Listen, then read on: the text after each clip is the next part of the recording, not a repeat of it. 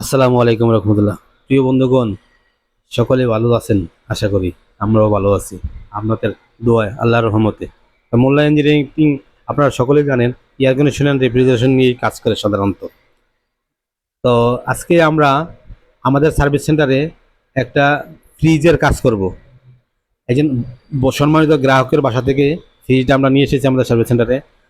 মূলত ফ্রিজের সমস্যা হলো কম্প্রেসার নষ্ট হয়ে গেছিল।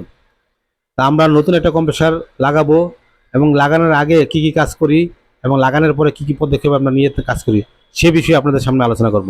তাই আমরা যারা এয়ার কন্ডিশন রেফ্রিজারেশন লাইনের নতুন কাজ শিখবো বা কাজ শিখতেছি, আজকের ভিডিওটা তাদের জন্য। আপনারা অবশ্যই একটু শেয়ার করে দিবেন যাতে ওই লোকদের কাছে পৌঁছায় যারা কাজ শিখতে আগ্রহী। অবশ্যই তাদের শিখলে অবশ্যই তাদের জন্য উপকারে আসবে। এই জন্যই বলবো আপনারা একটু শেয়ার করে দিবেন, ভিডিওটা বেশি বেশি শেয়ার করে দিবেন। তাই আমরা যখন একটা ফ্রিজের কম্প্রেসার লাগানোর জন্য রেডি করি সব কিছু, কম্প্রেসার বসানোর পরে আমাদের কাজ হবে কি জানেন? কন্ডেন্সার, চেম্বার এবং ক্যাপিলারি টিউব, এই তিনটা পরিপূর্ণভাবে নাইট্রোজেন দিয়ে ভালো করে ওয়াশ করার জন্য। যদি ওয়াশ না করি ভালো করে, তাহলে কিন্তু ঠান্ডা কুলিং পারফরমেন্স আপনি ভালো পাবেন না। এই জন্য 100% ওয়াশ করে নিতে হবে।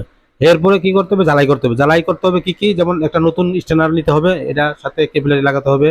ক্যাপিলারি যেমন কম্প্রেসারের সাথে কিন্তু তিনটা পয়েন্ট থাকে। একটা হলো ডিক্সাসের সাথে কিন্তু আপনি কন্ডেন্সারের পয়েন্ট লাগাইতে হবে, একমাথা কন্ডেন্সারের একমাথা। আর সাকশনের সাকশনের মাথা সাকশনের সাইড দিয়ে ঢুকবে, যেটা চেম্বার থেকে আসে ওইটা।